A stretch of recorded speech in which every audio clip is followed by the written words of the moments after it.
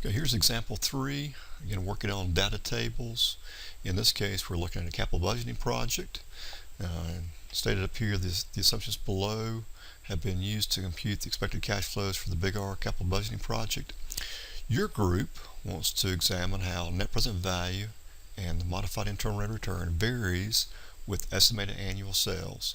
And we're going to vary sales from 780 to 920 in $20,000 increments. So a little bit later on, and we'll go over capital budgeting, of course, and using Excel in this regard. But for our purposes here, we have the assumptions provided, including purchase price of new machinery, estimated annual sales, etc. And down below, completed for us, are the estimated cash flows for the project going out 6 years. And notice we have three categories here, with which sum up to the net cash flows. And again, already computed for us is the net present value and the modified internal rate of return. So our task here is to generate a data table to examine how do the NPV and MRR change or vary as the annual sales are actually changed. So notice that our sales down here in the cash flow estimation area do reference the assumption cell up here. And down below, if I can get down there, get our net cash flow, certainly incorporate that sales amount. And so do these figures then, indirectly, that is. All right. So keep in mind that you've got to have your model appropriately constructed to get outputs that are correct and meaningful. Okay, so again, we're going to vary the NPV and modified internal rate of return depending on annual sales, and this is an example of a single or one variable table. That is, there's a single input that's going to be annual sales, and to save us a little bit of time, I've already got things somewhat set up here. So get the first two numbers in. For sales, we're going up to, I think, 920. All right, so there's our sales. Notice again we have a blank row here. We're going to reference where net present value has been calculated already, and under modified internal rate of return where that figure has been calculated. Move to that blank cell, highlight the area.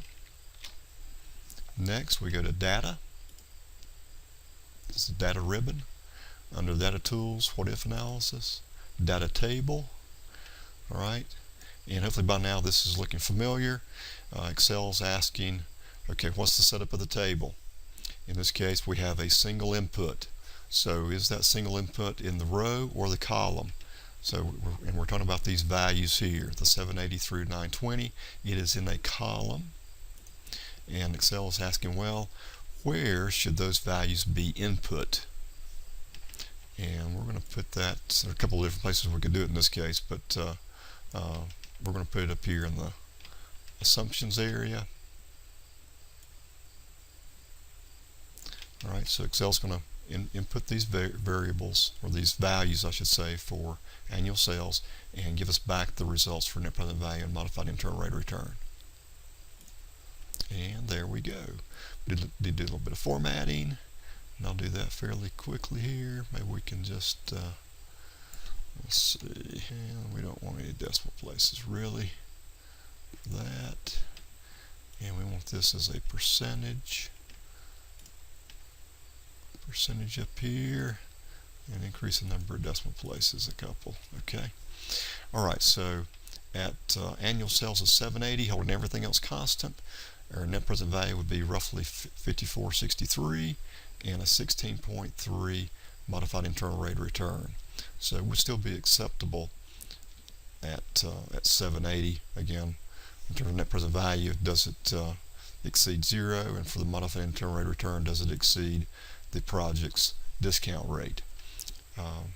But we do see quite a bit of drop off, of course, from our original assumption of 880 down to 780, which I think that's a 10% change there from 880 to 780, and results in a very drastic drop off in net present value. So obviously annual sales are quite important for this project, as it would be for most projects.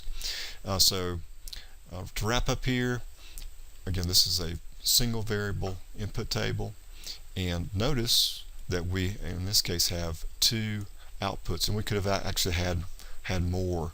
So we could have in addition maybe done internal rate of return or something else of that nature. So again, work through this on your own.